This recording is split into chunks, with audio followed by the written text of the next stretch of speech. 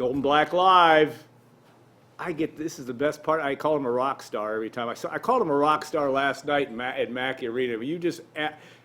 You lit the whole place up with your Tommy Luce video. Now Luce was good, but you stole the show. Did you? Well, I forgot about that video. And that was a while ago. I knew your dad, and I think I knew your mom, and she wouldn't let you swear on. Oh no, she'd call me from Sacramento and chew me out. Dad's teaching me lip reading. Knock it off. Yeah.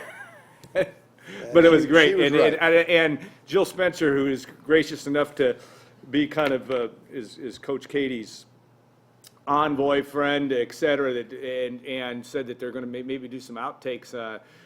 We'll be on Purdue Sports here a little bit later today, but we're here with Coach G and Keady. I should introduce him. That would be better, but I don't think he needs an introduction. But and we want to thank our sponsors, and that's, of course, Triple X on the hill, but on the level, the Purdue tradition since 1929. Hilton Garden Inn, when tomorrow's a big day, stay at HDI tonight. And State Farm agent Trent Johnson at trentismyagent.com. And, Coach, we talked about it. Wasn't a thing of beauty last night, but if you're in Purdue's shoes and Matt Painter and the team's shoes, it was a thing of beauty because you got the win. Got the W, still alive for the NCAA. Played really good defense, and I was happy to see him get out of there with a victory. As crazy as a year as it's been, I mean, you're 15 and 14 now. It's been a mud fight every week in the Big Ten, and yet Purdue's still got a shot at it. I mean, they got to go and you got to win games, like Matt Painter said last night. But it's you're still alive, at least for the NCAA tournament. One would think. Oh yeah, I think it's I've been through it. Been there, done that, and you just want to win the next game so you have a chance to get in the NCAA, because that was always the key to your season, getting into the NCAA. Then you want to win a national championship, so that was always our goal. Yeah.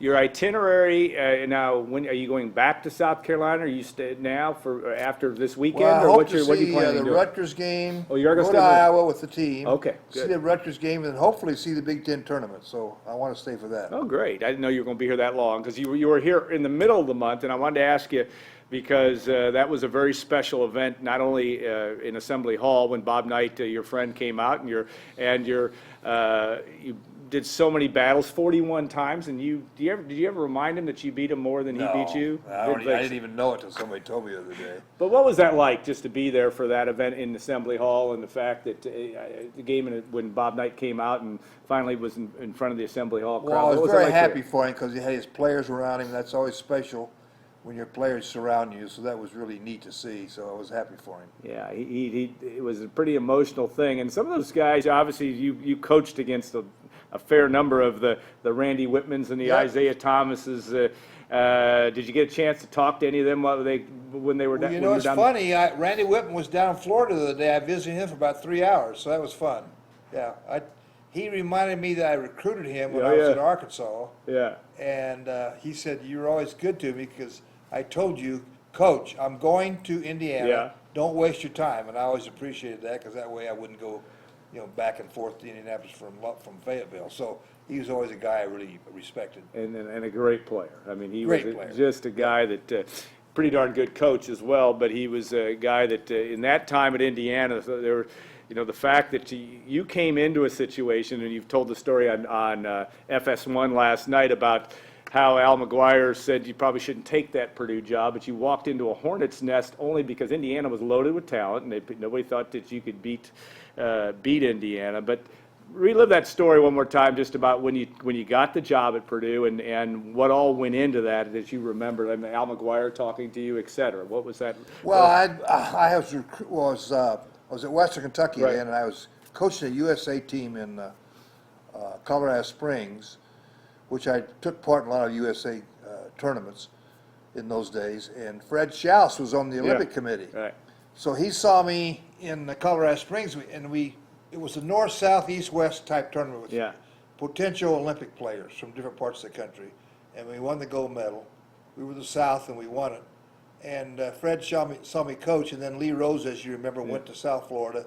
And Fred came back and recommended to George King that guy at Western Kentucky might be a pretty good prospect. So Came in here. And you drove all night. Somebody said that was always what the story was to get to your interview. I don't know if you remember. No, they flew me in. Oh, okay, then you didn't have to drive. And Bob King picked me up at the airport out here, so that was special. And those Bob was a good friend. Some great names with respect to that experience. And I remember the first time I saw you. I was a basketball manager, and you were wearing. And I had worked 2 years for Lee Rose, and you were in a corduroy jacket with those. Now they're back in again. Those elbow pads. And I said, "You're like 42 years old." And I said, "God, I don't want to mess with him at all." I said, "He can be tough." But I heard you, boy, he was tough, and you were tough. But the thing that the players always respected about you, even early on, and you had some doozies early on. Some guys with some real personalities: Roosevelt Barnes, Keith Edmondson, etc. Kevin Stallings, all.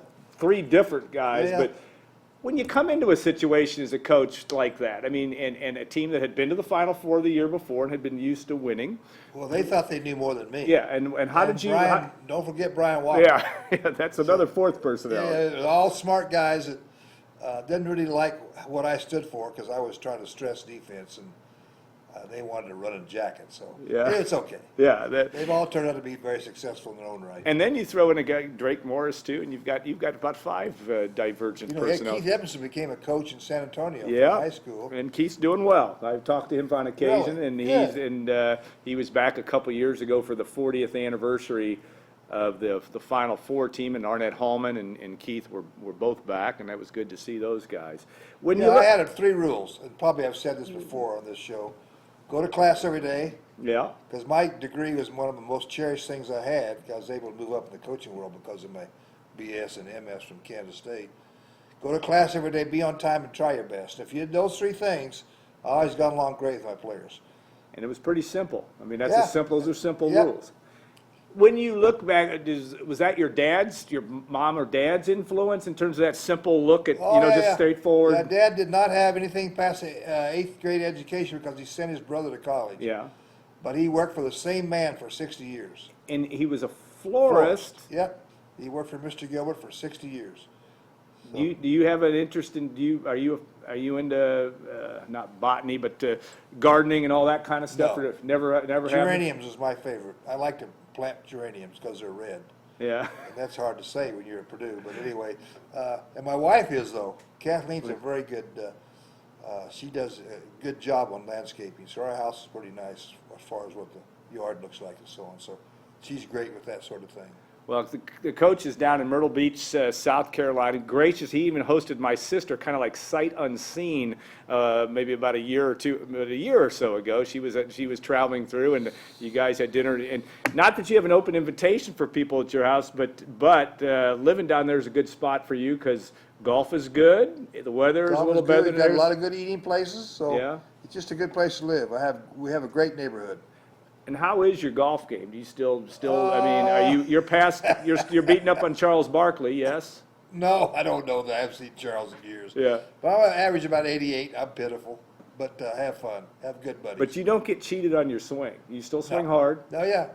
Well, what's the best part of your game? I mean, did you learn? Best part of my game, Alan, is to show up every day. But there's only one thing worse than getting old. That's not getting old. That's true thing. No, but I mean, did you learn? Did your short game get better over time? Did you? I mean, how 88 is putting probably is better. Yeah. Have you gotten the patience for that? Do you practice it? No. Did you ever practice much golf? I mean, well, when I was here, I did because we had a lot of golf outings in the summer. Yeah. Purdue had 26 alumni golf outings this summer. So George King taught me how to play better golf. Joe Campbell told me I'd never be a good golfer because I had too much of a baseball swing. Yeah. Because I played baseball until I was 43. But it's okay. I love golf. A good dear friend, and we lost a dear friend in Dave Alexander, and a guy that you played some golf with. He's a left-handed golfer. Yeah. You guys were similar in a lot of ways in terms of just kind of saying things. You kind of, it's a stream of consciousness thing. But your favorite, your memories of Alex first, and what I mean. You guys had with Bob King, Dave Alexander, yourself, right down the hallway. You spent a lot of time together. I mean, yeah, Dave and I were very good friends. I love Dave. He's in a better place now. I think that he's a guy that you go through a lifetime and not have a friend like him. And if I have a friend like him, I'll He and Paul Gregan were probably my Yeah, two best friends. two great when guys. I lived here. So he was very baseball oriented. I love baseball, Yeah. so we talked a lot about that. He had a lot of Yankee stories, and I was a big Yankee fan. Yeah. So we just got along because we had a lot of interest in the same things. Yeah, and you- he's just a good friend, And very you, loyal, And you knew, and he's a great Purdue guy. yeah, great Loved Purdue guy, Purdue. and you knew where you stood at all times. You know, his mother was a Ross 8. Yeah, So- and she was. There's stories that we could do an entire His show on brother Alex. Steve Yep. left after him, so it's a great family, and I have always cherished the fact that I knew the Alexanders. Yeah. All right, last night, obviously, it was a great win for Purdue, and as I said, not necessarily a pretty one, but you did show up on the Tommy Luce video, and I want to tell, we talked about the fact off the top of the show that was, some of the outtakes are going to maybe show up as well, but when did you shoot that? And I forgot. I forgot I'd done it. Had you, I mean, And I didn't know I used the language I did either, so my mother would not have been happy. I know, but I know my wife wouldn't have been have you met Tommy? Or did you get a chance to talk? Oh, yeah. Yeah, but not about that. Yeah. I forgot we did that. So, it's one of those things that I share the fact when Tommy goes in and hits a bucket. I'm so How about the happy. time when he hit 2 threes? 2 threes. I was in Unbelievable. Lafayette in Myrtle Beach going nuts over Yeah. that. So that was great. That environment in Mackey Arena, and it's changed only because, in fact, too, our guests later in the show have had a lot to do with it, with Charles Jiske and Paul Sadler in terms of just image. It's an electronic show. I mean, there's video and there's all the stuff going on. Still has the same core crazy fans that are pretty darn loud. I mean, that hasn't changed. No, I think Mackey Arena is one of the best arenas in Yeah. America. We had a great advantage when people played here, Yeah. so that was the reason we won a lot of games, for a few games anyway. And it's just a special place because people love their basketball in Indiana, and just a great place to go and yell for your favorite team. Knowledgeable fans, and Purdue Yeah. Purdue excluded. Can't include Purdue. What were some of the most knowledgeable fans that you around the Big Ten or places that you coached? You said these fans know basketball, respect basketball. Iowa, Wisconsin, Indiana. What do you think? Well, they were all good Oh, good. fans. They were all got after me, and of course I had no short of response. I was always talking back to them, which was dumb. But they were always very respectful, though. I think in 25 years at Purdue, I had trouble with one fan at Bloomington. That's pretty good. Yeah. Yeah, he told me I was a cheater and a bunch of other baloney. You didn't like that.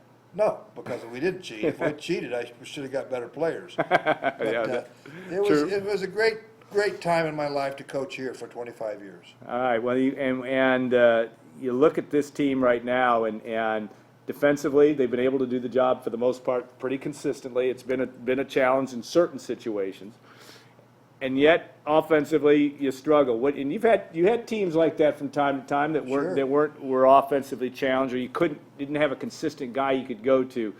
When you look at that, in the way that the game has changed, because you've got the 3-point line and you got the inside play, get the ball to Travion Williams and Matt Harms as much as you can? How do you look at Well, what? it seems like if they get it to them, they score more, but I have no say. I know you make don't. no suggestions, but you just couldn't make buckets. Yeah. What the heck? Shooting is fickle. Yeah. We've proven that this year. Yeah. We're hot against Iowa, and then other times we're not able to hit the threes when we want to, but hey, I have no answer for that. I just like yelling for them. Yeah. It's been Fun to watch. been fun, and I think when you come into Mackey Arena, they tend to do pretty well. I mean, they've Really? had I don't good think it's success. about me. Well, I know, but it's a mystical thing. I think if you had a chance to come in and the vibes all come out Yep. right. Steve Lavin, obviously, a chance last night to spend some time with him, and obviously I like the fact that and I rewatched the game after the game last night and saw your halftime interview I like the fact that you responded to his question about he was your assistant, but you were his assistant too, Yeah. obviously at St. Yeah, John. we had a good relationship. He Yeah. was kind of like a son. How was it being an assistant for him though? I mean, working for Steve. I didn't do much. I was kind of there. But that's okay. I love New York City. It's where I met my wife, Kathleen, and it was a great time in my life. Yeah. Because St. John's is a good school and New York City is a great city. So we had a lot of fun. How can a guy from Larned, Kansas like New York so much? I don't What know. is it just because it's I so? like the action. And how did you become a Yankees fan? I remember that story. My 8th grade reading teacher let us listen to the World Series. Okay. It was the Dodgers and the Yankees usually. So Yeah, about every year for a the while there. Yankees won it a lot, so Yeah. I was always a Yankee fan. I guess I was a guy that wanted to root for the winners. I don't know. So were you a Mantle guy? Well, I got to know Steinbrenner Oh, yeah? later. Yeah. Because I coached a team in Cuba, and he was on the Olympic Committee, and we marched in together before the ceremony, or before the. What kind of guy was he? Well, he was great because he was a GA here. Yes, he was. football. 1955. Yeah, went to Culver Military, and just a great guy to talk to, and I really enjoyed that conversation that day in Cuba. But just a Yankee fan because our 8th grade reading teacher was a niece of Frank Leahy, who's a football coach Yeah, at Notre Dame. At Notre Dame, and she was a sports nut too. But she taught us how to read properly and how important reading books were, and that got me started right. And we got to listen to the World Series. That's how I became a Yankee fan. You know, it's, As I said before. in those days, in those days, it was the New York Yankees in the professional sports, and to some extent the Dodgers, but certainly, but Notre Dame football. I mean, they so ruled the way that the sports world looked at things, and obviously Frank Leahy at Notre Dame had a lot to do with that as well, and the great tradition after Newt Rockne. All right, so. You're going to be here for another week or another couple of weeks, and hopefully go to the Big Ten tournament, and that will be a good. I think you go to Iowa and the game's Tuesday, so you probably leave Monday night for that. And Iowa's always a challenging place to play. Yes, it is. And Got great fans. They have kind of a little bit like Mackey Arena, though they all come in from the top there. Yeah. But it's a challenging environment, and they like to score. So yeah, they like to run, and it's okay. It's what I did when I coached in high school and junior college.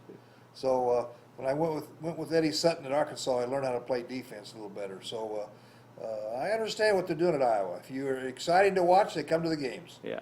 Bruce Weber, obviously a protege of yours and a guy you keep track of. Have you had a chance to go to Manhattan this year or been around there? No, I want to. Yeah, and they had a good run in the tournament here over the last couple of years. Not as good a year this year, but he's done a pretty amazing job, a pretty amazing coaching career. If you think about where he started with you, did he start with the GA with you back at Western, right? At Western Kentucky. Then he came here when I came here, and he's been coach of the year when he was at Southern Illinois. Coach of the year when he was at Illinois. Coach of the year at K-State. So he's been a very good coach over the years. Yeah, and has been obviously with you for a long time in West Lafayette. That would have been 17 years before he moved on. 3 great daughters and a great wife, and I think all his daughters got their degrees from Illinois. So one got it from Purdue. In pharmacy. Yeah, Hannah. Yeah. And they're special family. Yeah, they're good folks, and no question. All right, we're gonna let you. Got a busy man. You got life to live, and you could stay here all day, and we could talk all day. Talk to you all day because you know all about athletics in. I just fake it most of the time. You got to fact check me. Your mom and dad were great, and they were. Brought you up right. Yeah, we had a lot of fun growing up here and going to games and being a part of your basketball world. That's for sure. So thank you. Thank you, Alan. Coach. Thank you very much. We will take a short break, and he's been on. He gets on about it twice a year, so we'll have him on probably next fall when he comes up for football. Yep. We like talking about football too. Yeah, they played Nebraska first game. That's not going to be easy. No, they're always good. They're always a tough place to play. Yep. Thanks also to Jill Spencer, too, for carting the coach around, and we'll look forward to having – I hope you have a good rest of the time here, and that I'm sure will be fun. We're going with the basketball team as well. And we'll take a 2-minute break, bring in Tom Dienhart and Brian Newbert, and we'll talk basketball, a little spring football as well. We'll do that in a couple minutes on Gold and Black Live.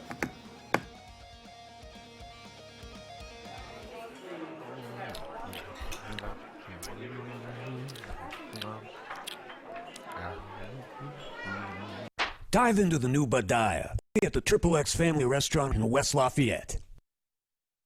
Ladies and gentlemen, gold medalist David Badaya.